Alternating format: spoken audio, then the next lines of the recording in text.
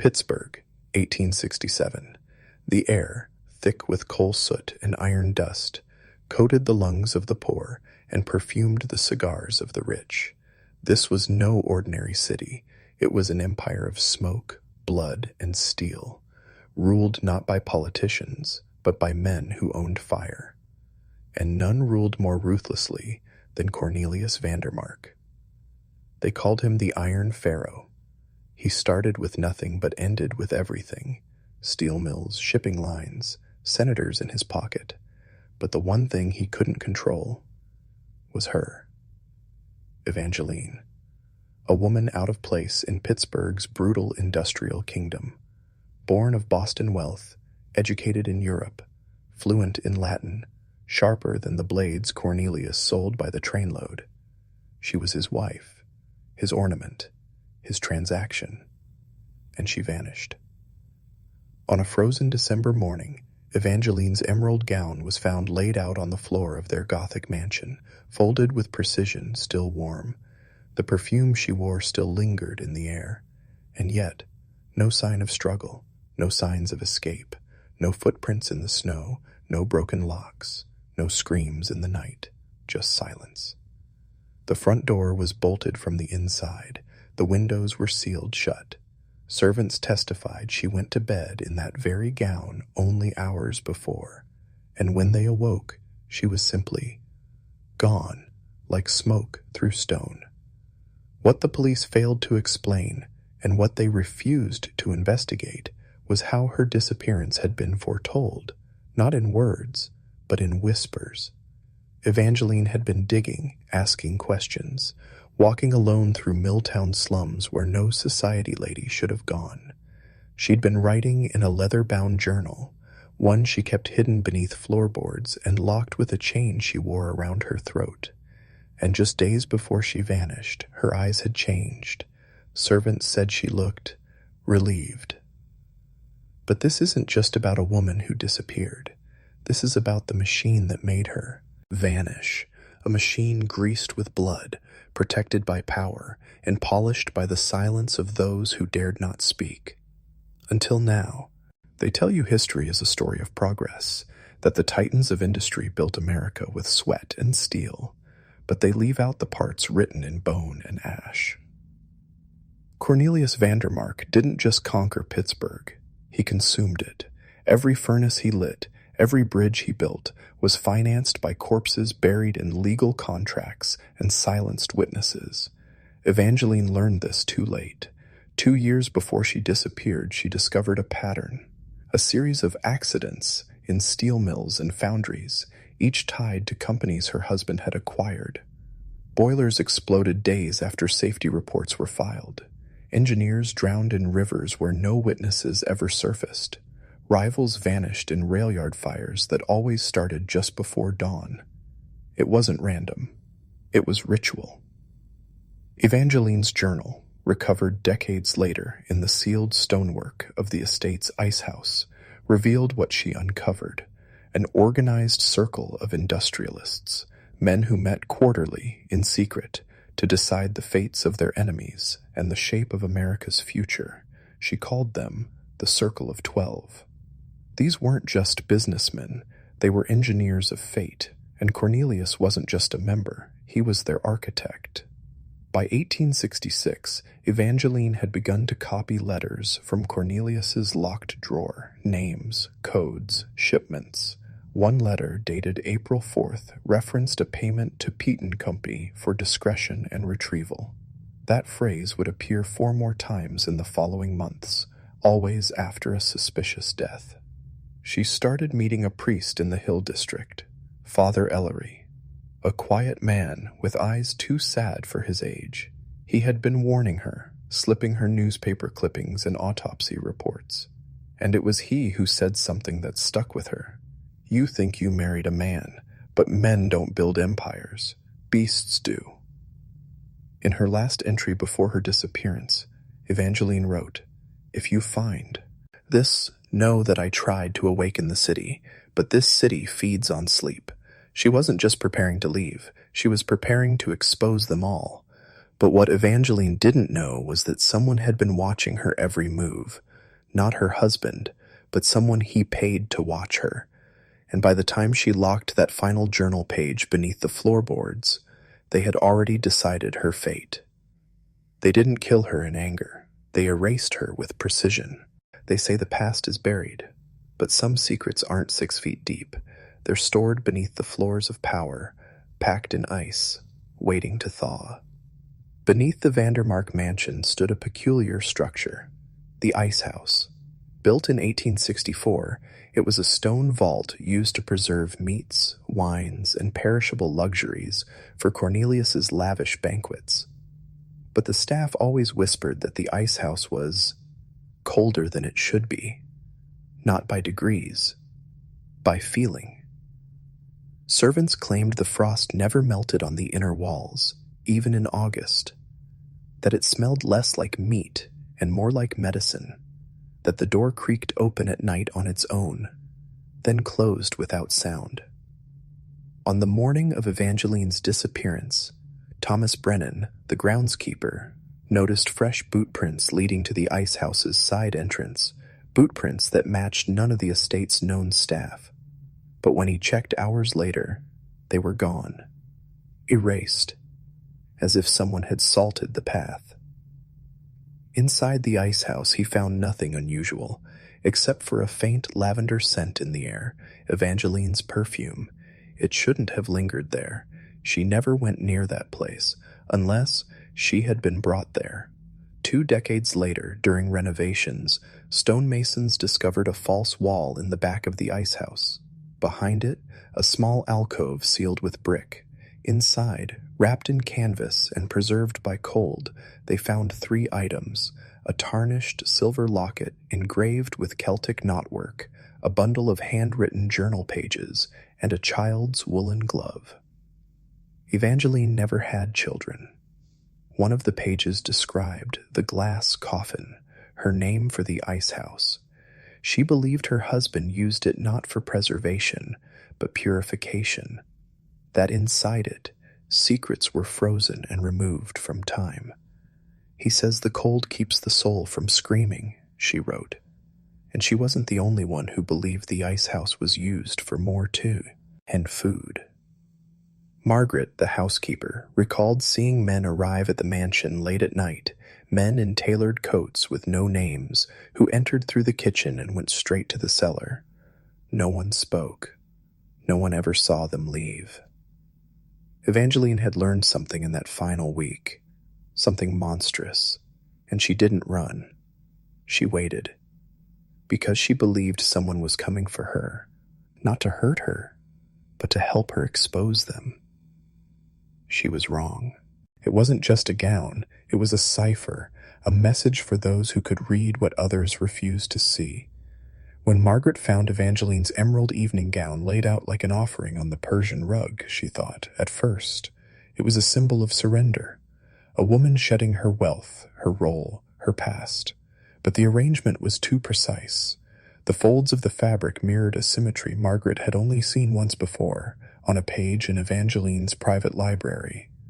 It was a drawing, a pattern found in a forbidden volume from her collection titled Lemniscate, Sacred Geometry and the Deathless Mind.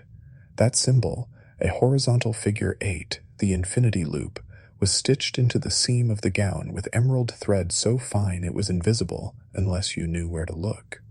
Margaret hadn't understood it at the time, but she remembered Evangeline once said, "They think they're watching me, but I'm watching them back, in symbols, not words." The page torn from her journal that lay beside the gown read only 4 words. The truth must survive. Not thrive, not win, just survive. That's how Evangeline thought of truth, something that could be hunted, butchered, and buried, but not truly killed. And that gown? It wasn't just clothing. It was a relic, one designed to preserve a message in plain sight. Each bead in its embroidery was made from a specific type of green glass, manufactured only in a single facility in Boston.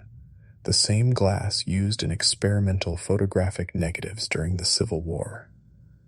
Embedded in the gown were 9 beads slightly different from the rest, more transparent, lighter in hue, hidden photographic plates, miniature but real, the kind only one man in the city could have identified. Dr. Franklin Westbrook, her physician, her confidant, and as it turns out, the only man in Pittsburgh with access to chemical darkroom equipment inside a private practice. And 3 weeks before her disappearance, Evangeline visited his clinic, alone, allegedly for fainting spells. In reality, she handed him a folded swatch of the gown and whispered, "When I'm gone, develop the light." He didn't understand, until the morning the gown was found and he opened his vault to find the exact same material waiting. Evangeline had sent 2 versions, one to wear, one to preserve. This wasn't a disappearance. This was a detonation, slow, symbolic, and encoded in silk. Dr. Franklin Westbrook was a man of science, but even he knew some truths don't belong in journals, they belong in graves. When Evangeline vanished, Westbrook didn't speak publicly. He didn't attend the vigil, didn't return reporters' letters.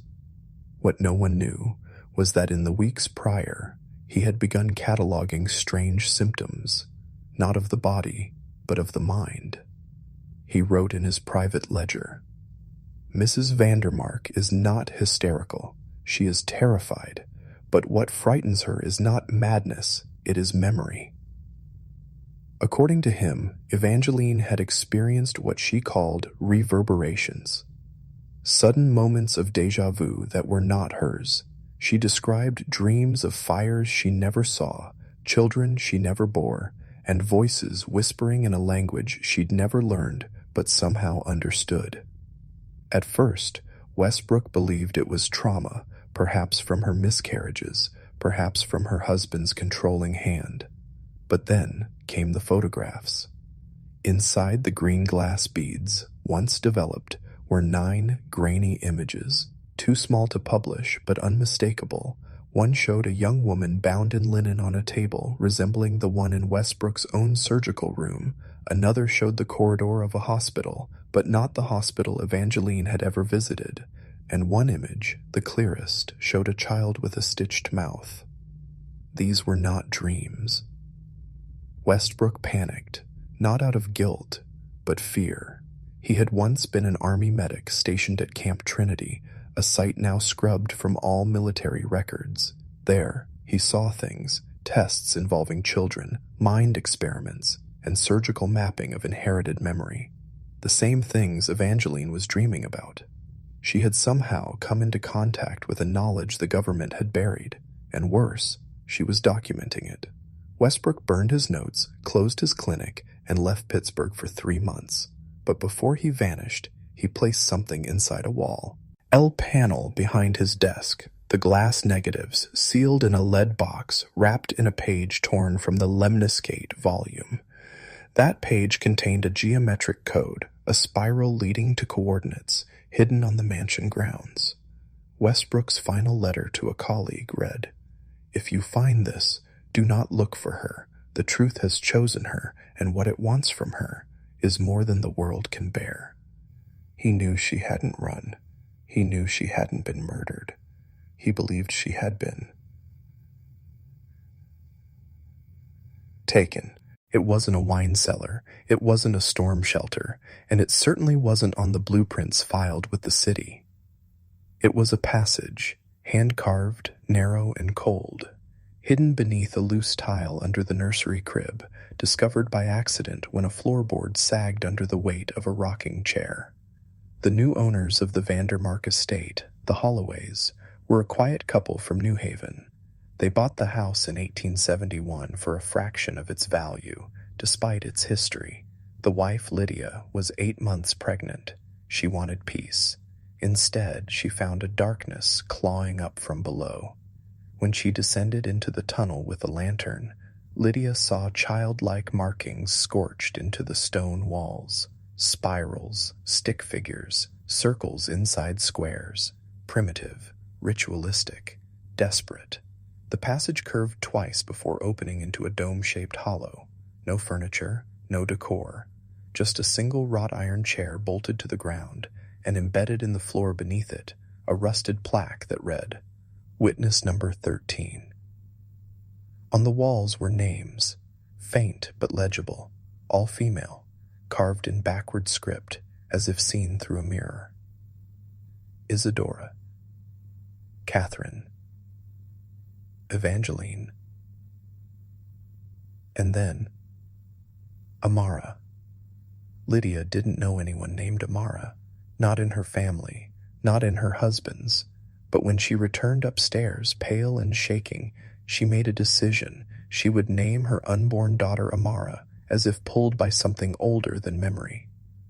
Weeks later, Lydia gave birth, and for 7 nights the baby never cried, until the 8th, when she wailed so violently it cracked the glass of the nursery window. That same night, Lydia discovered something chilling tucked beneath the crib mattress. A letter, dated March 9th, 1867, Evangeline's handwriting. Addressed to the next one, it read, "You will not know me, but I have dreamed of you, and the dreams will find you too. When they do, sit in the chair. The light will show you what the world forgot." The light. Again and again, this reference. But no one understood what Evangeline meant. Was it metaphor, memory, machinery? What is certain is this: the chair was not made for comfort, it was made for restraint. And beneath that nursery, the tunnel wasn't a place of escape, it was a place of recording. Nathaniel Vandemark was Pittsburgh royalty, coal baron, philanthropist, a face carved into the city's stone foundations, but behind closed doors, he was a man obsessed not with wealth, but with control. He married Evangeline not for love, but for what she reminded him of. When she was just 16, he first saw her at the winter cotillion, pale, aloof, reciting Latin riddles beneath a candelabra. She bore an uncanny resemblance to his childhood governess, a woman who vanished after claiming to hear voices in the attic that only Evangeline, then a stranger child, also described. Some say Nathaniel was cursed by something ancient he unearthed in his Appalachian mines. Others say he was just a man shaped by the shadows of legacy, raised in the belief that knowledge should be kept, not shared. But after Evangeline's disappearance, Nathaniel's behavior turned surgical, methodical. He paid off the station master who saw her board no train. He arranged a quiet burial for a body no one identified. He donated to the mayor's re-election campaign 3 days after the city archives lost all records of Evangeline's psychiatric evaluations. He wasn't covering up a crime. He was erasing an anomaly. You see, Nathaniel believed Evangeline had unlocked something he himself had failed to achieve. The communion of inherited memory. Not just remembering one's ancestors, but reliving them. Possession by lineage. In his private journal, found decades later inside a sealed drawer beneath his writing desk, he wrote, "She became a prism. Through her, history bled forward. The past is not gone. It is stored. And in her blood, the vault cracked." He feared what she knew, but more so, who she might tell. Nathaniel's final act was to commission a statue in her honor, placed on the edge of the estate's grounds. It bore no inscription, but when ground-penetrating radar surveyed the area in 2002, it revealed a sealed chamber beneath the statue, never opened, and from within that chamber, faint rhythmic pulses were detected, as if something inside was still ticking. Nathaniel died in 1879, reportedly of apoplexy. But the coroner noted something odd. His pupils were dilated, as if he'd seen something terrible in his final moment. Beside his bed, a single phrase etched into the headboard with a penknife. She was not the first, not. Her name was Clara Bellows, 7 years old, lived across the cobbled lane from the Vandemark estate in a narrow green house with lilac shutters. Her window faced the east side of the mansion, toward the garden where Evangeline liked to read under the statue of Saint Apollonia. On the night Evangeline disappeared, March 9th, 1867, Clara was up past bedtime. She'd been caught stealing peppermint drops from her mother's sewing tin and was ordered to sit by the window until the guilt grew heavy. At 2:13 a.m., she saw something she would only speak aloud once. Through the curtain of fog that poured from the hill behind the house, she saw Evangeline, barefoot, her gown dragging, hair down to her waist. But she wasn't alone. Something followed her, something darker than the night itself. Clara didn't see its face, but she remembered. The way the garden bent away from it. Roses that had bloomed 2 weeks too early shriveled in seconds. The wrought iron gate shook open without being touched, and the statue of Saint Apollonia, its eyes, cracked. Evangeline paused once, looked toward Clara's window, and though the girl swears their eyes never met, she felt something enter her, something cold and wordless. Then Evangeline turned, stepped through the gate, and disappeared into the wall of fog. The figure behind her did not follow. It simply stood there, watching, and then, like smoke, it was gone. Clara screamed. Her mother rushed in, followed by her father, but by the time they looked out the window, there was nothing. No Evangeline, no figure, not even footprints, just fog curling around the garden hedges like ghost fingers. After that night, Clara never spoke again, not a word. Doctors called it hysterical mutism. The papers chalked it up to girlhood fright. But 30 years later, in 1897, on the night of Clara's deathbed, her nurse found something carved into the underside of her bed frame, letters dug in by fingernail over years. She walked into the mist, and the mist took something back. They were just lullabies, soft songs sung in twilight, gentle melodies that drifted through the halls of the Vandemark mansion like perfume. But they weren't just for comfort. They were warnings, ciphers. Evangeline learned the songs from her sister, Adela Hartwell, 2 years younger, painfully shy, and prone to long silences punctuated by strange bursts of poetry. After Evangeline's marriage, Adela wrote her dozens of letters from Boston.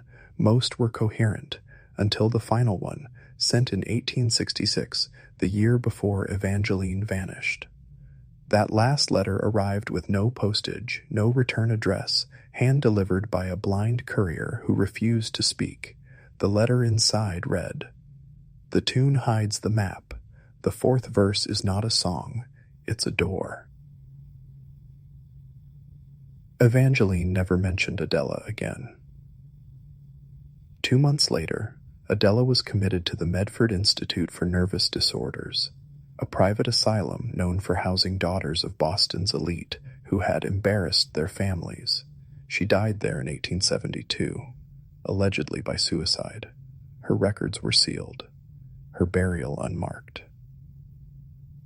But in 1963, a linguist named Dr. Alan Kroll, a Cold War codebreaker specializing in Soviet number stations, uncovered an odd pattern in Appalachian folk music.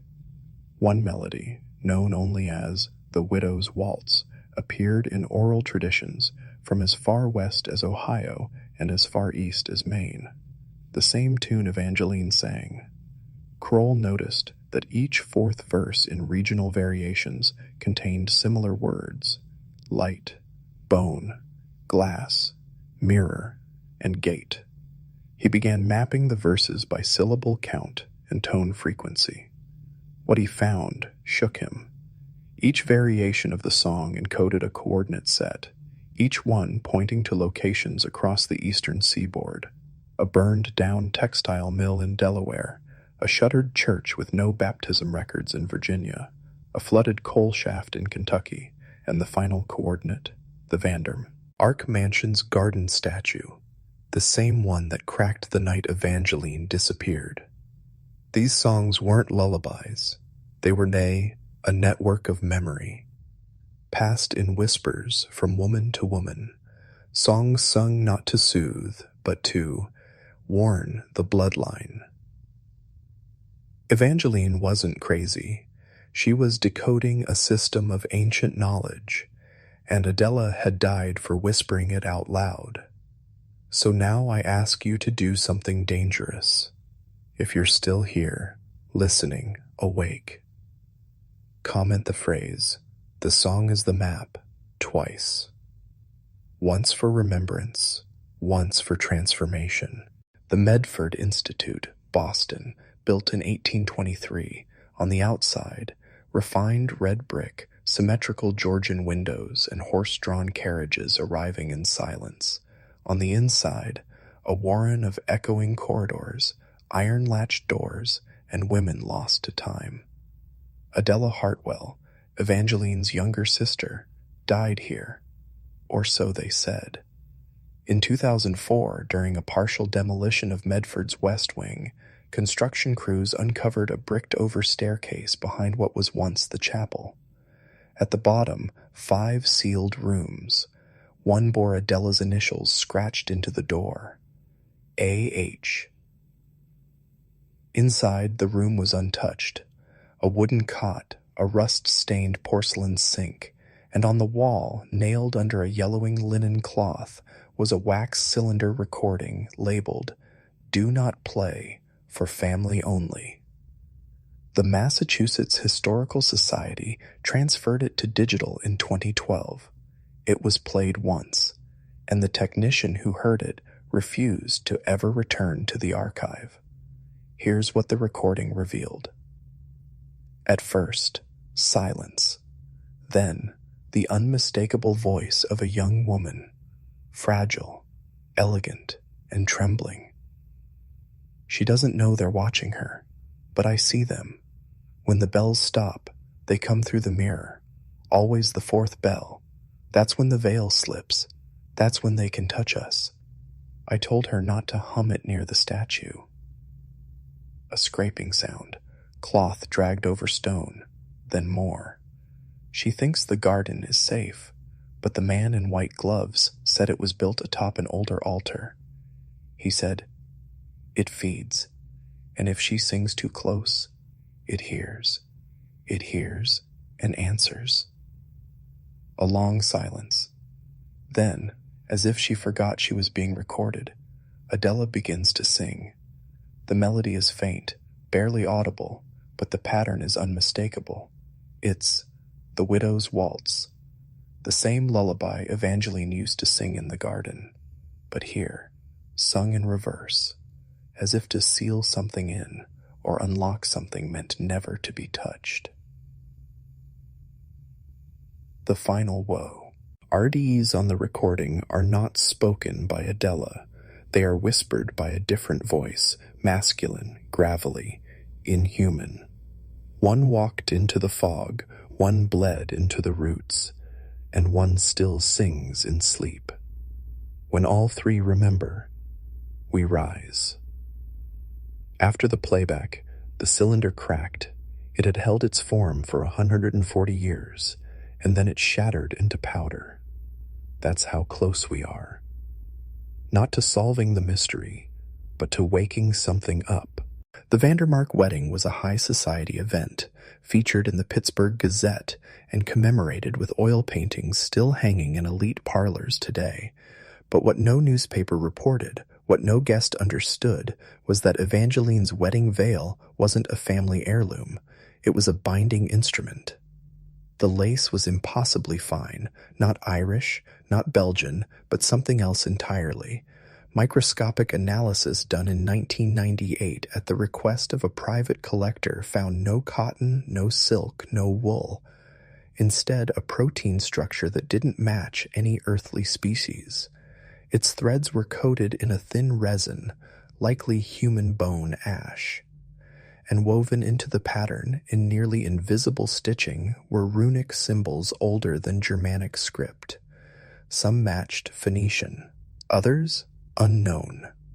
But what the veil did to Evangeline began before the wedding even ended. During the ceremony, several guests later reported that Evangeline twitched slightly when her husband placed the veil over her face. Some claimed she mouthed words, silent, urgent, before she was kissed. One child guest, who would later become a psychiatrist, said Evangeline looked hollow in that moment, like something had left her eyes. In the months after, servants began finding her sleepwalking into the garden at night, her veil in hand, always barefoot, always humming, the widow's waltz, always stopping in front of the same cracked statue. One chambermaid claimed Evangeline whispered foreign phrases while standing motionless in front of the stone. When asked what she was saying, the maid, who had fled the next morning, wrote one final note. She wasn't talking, she was being talked through. The veil wasn't decorative, it was ceremonial.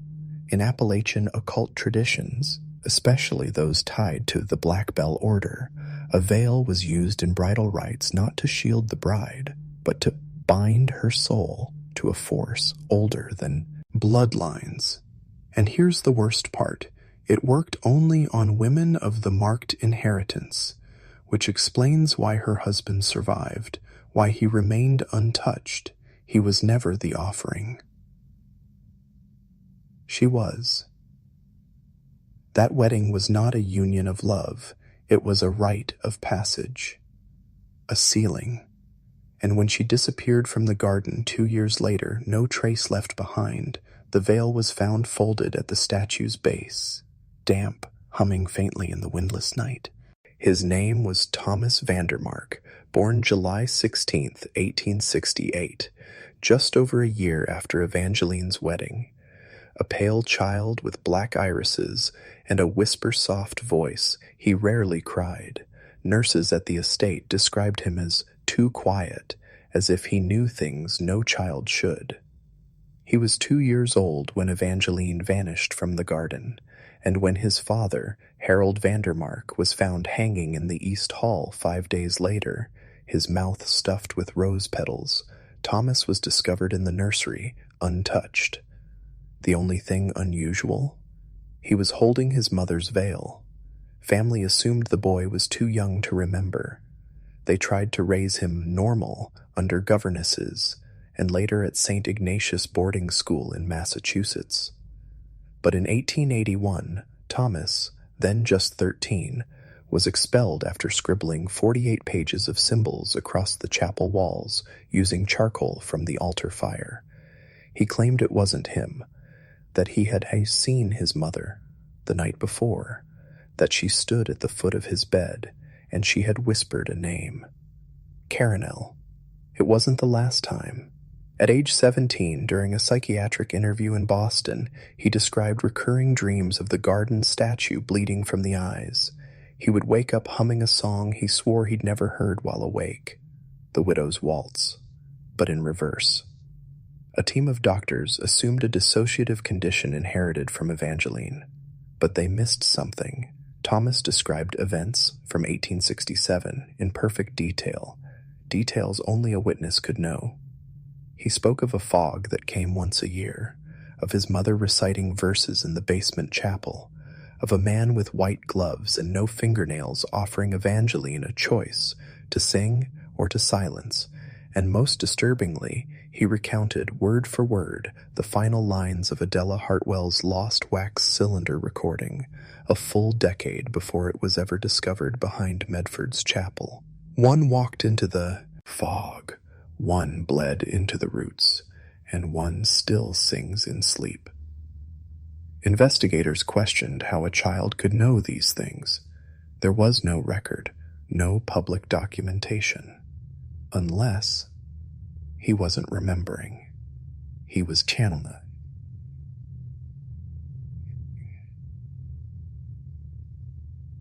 A court-ordered exorcism was attempted in 1892. It failed. Thomas bit off the priest's thumb during the rite, then sang the priest's own childhood lullaby, perfectly, in Latin. The priest later died of fever. By 1900, Thomas disappeared entirely. The last note in his file It was 1923 when restoration workers began gutting the east wing of the Vandemark estate. Behind a crumbling section of plaster, they uncovered something strange, a narrow cavity sealed with wax and strips of dried, brittle parchment. Inside were 3 small leather-bound books, no titles, no author, but unmistakably Evangeline's hand, not diaries, not confessions, but ritual manuals, each filled with symbols, blood ink diagrams, and detailed invocations written in a fusion of Latin, Old German, and a third language no scholar could identify. The journals were quickly locked away by the Medford Historical Society, but a brief study was conducted by occult linguist Dr. Henry Kalstein in 1924. He only translated 3 pages before resigning and fleeing to Warsaw. His final note was never published, but his assistant kept a copy. These are not instructions to summon, they are instructions to remain hidden. This woman knew she was watched, she knew she was chosen, and worst of all, she was grateful. One page in particular continues to disturb researchers, a ritual titled The Chamber of Reversal. It involves a sequence of 7 steps, each requiring bodily sacrifice, not of another person, but of oneself: finger, tooth, tongue, sight. Each action is followed by a chant, phonetically transcribed from the unknown tongue, meant to offer the blood memory of the bride to the hollow listener. But the most horrifying page is the last.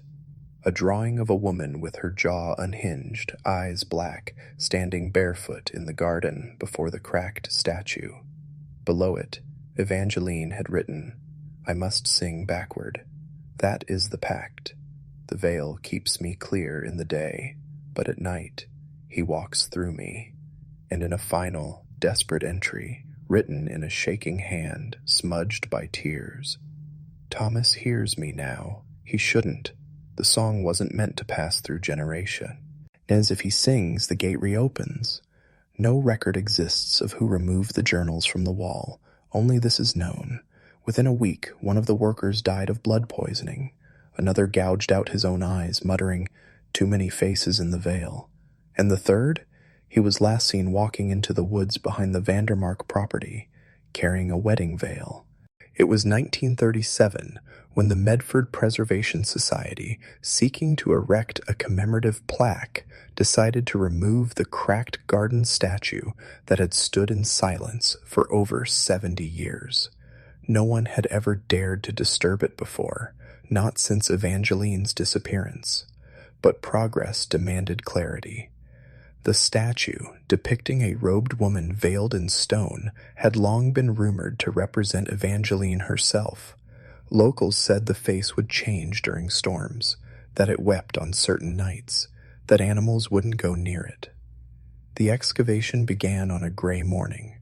By mid-afternoon, the workers struck something hollow beneath the roots, a void. The site manager, a former military engineer named Clark Devon, lowered himself into the opening with a lantern.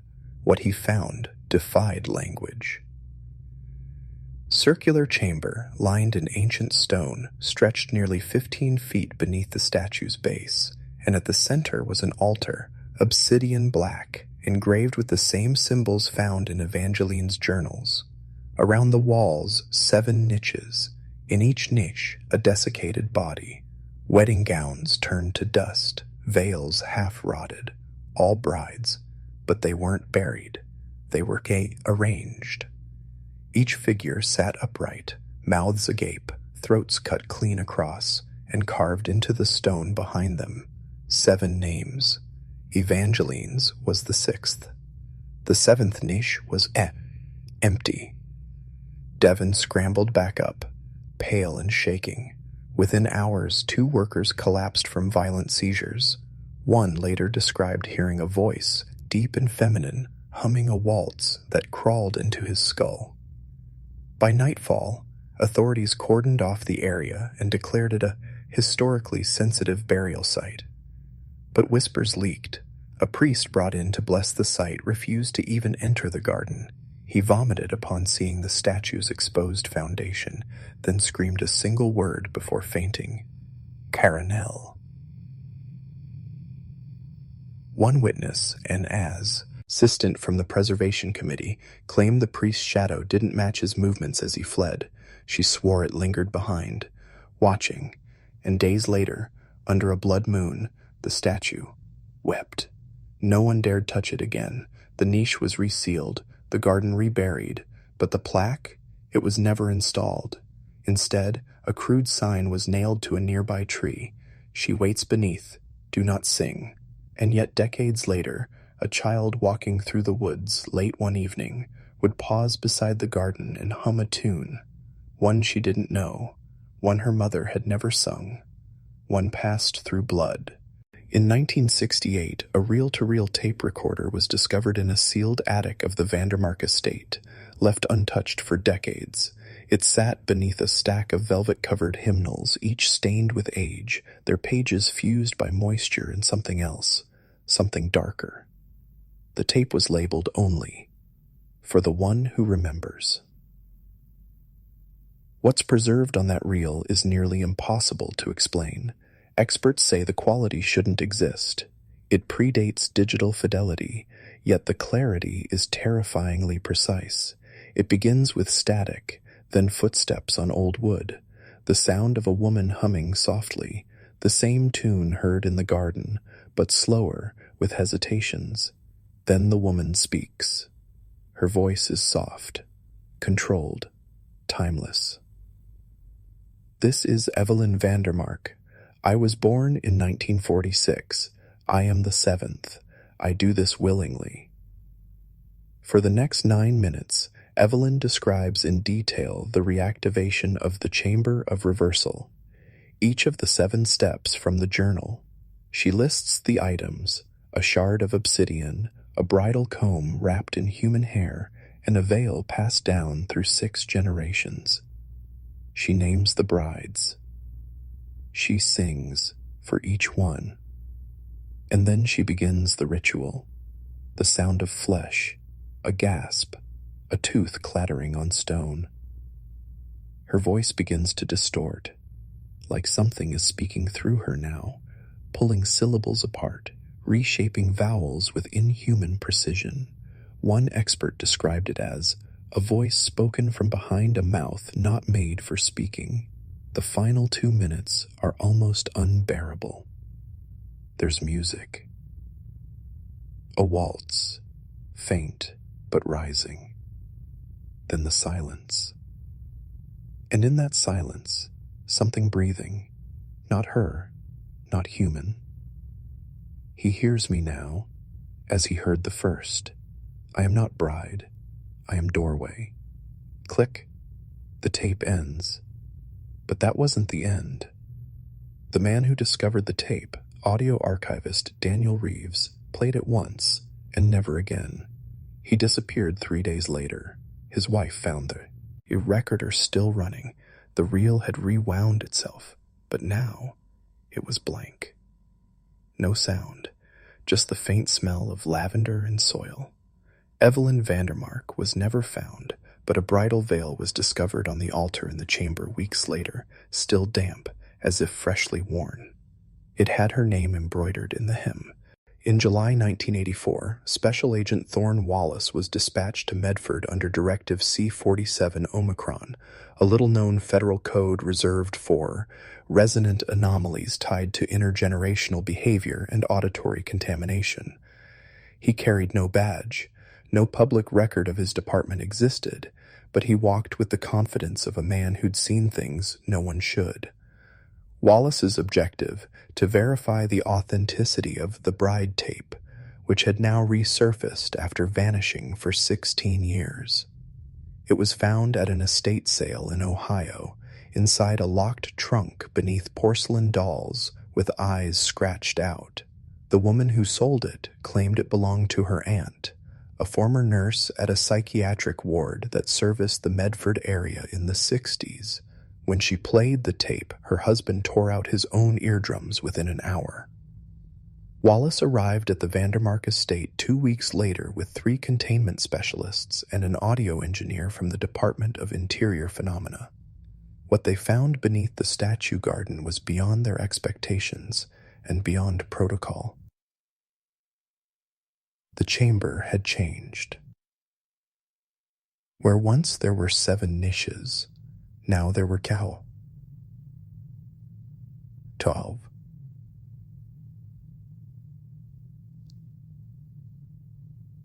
4 were still empty. The altar had grown taller. The black stone was no longer inert. It now pulsed softly, like a living thing.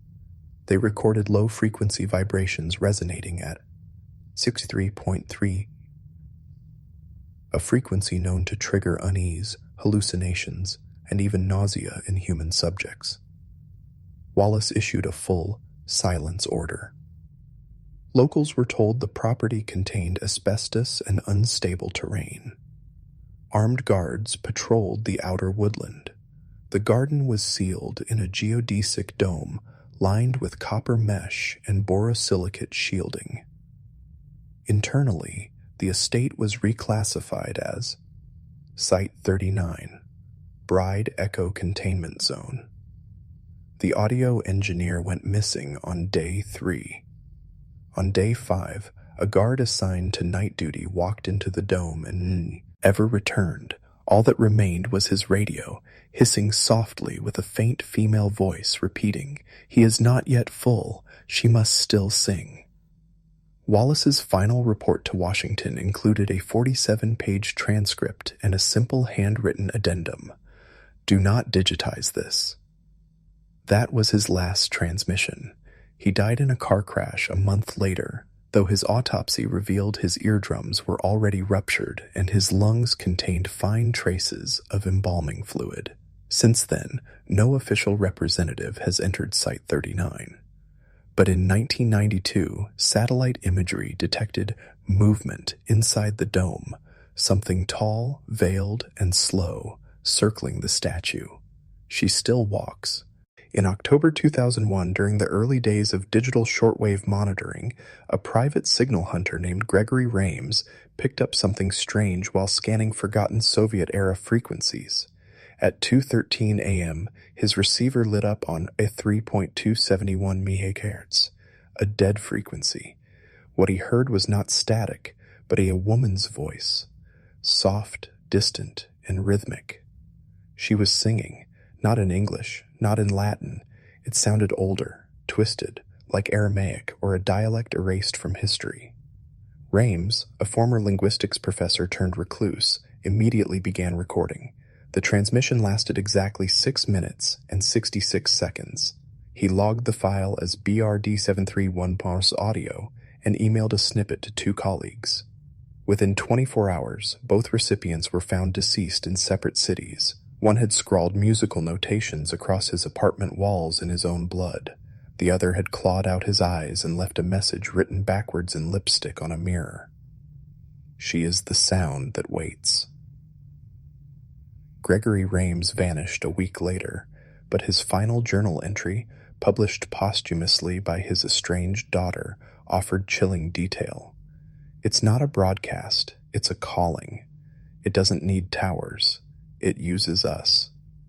That same year, the transmission was picked up in Croatia, Siberia, rural Kentucky, and parts of Greenland. Always at 2:13 a.m., always the same length, always the same melody. Multiple analysts attempted waveform breakdowns. Each failed.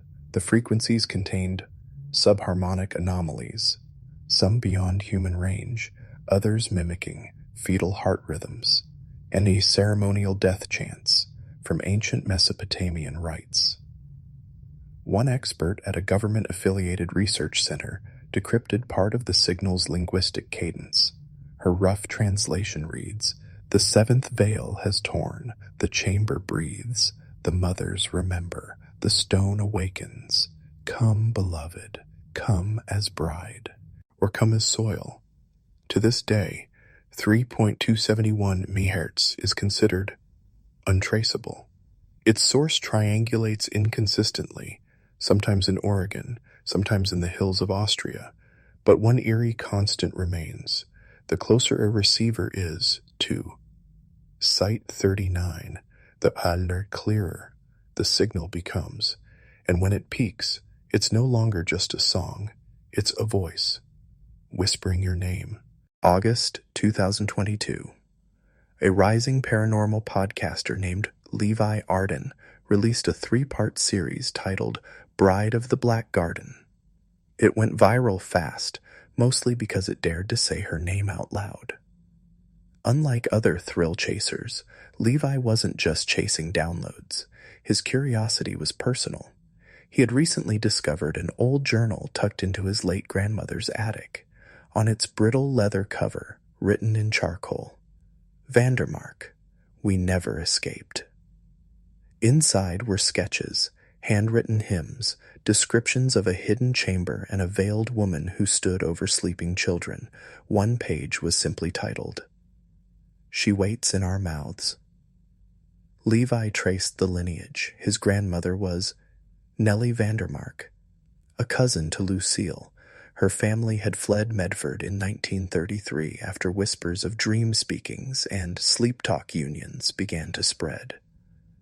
The podcast's final episode, Episode 4, was never uploaded, but an unreleased draft was found on Levi's encrypted drive, recovered after his disappearance.